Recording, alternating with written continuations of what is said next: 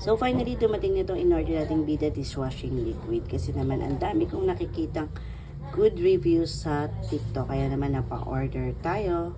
Saktong-sakto naman tayo. Uurong tayo ng ating mga ginamit sa business. Let's go. Yan, time to urong na. Let's go.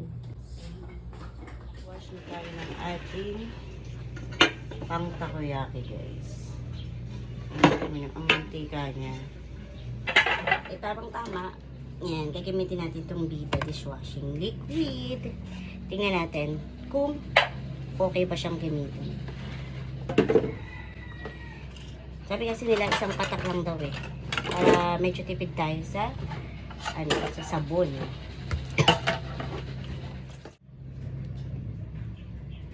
Tada! Tingnan nyo, ayan, ang bula niya, diba? Isang patak lang yan. Ito kasi kung mag-urong, nilalagay ko muna siya sa palanggana, tapos tubig, and then sabon. Ang bango ah. Fairness. Grabe.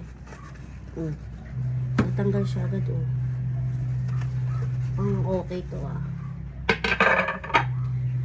Kasi nga diba, araw-araw kami nagtitinda. Tapos itong takoyaki kung aksaya ko sa aksaya ko sa sabon kasi nga mamantika siya.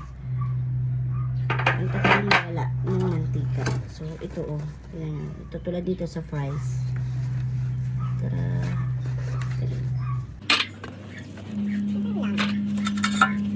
Perfect.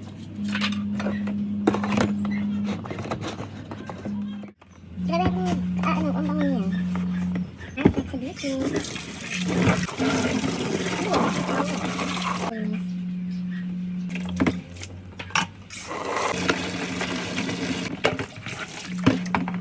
Kaya masebo.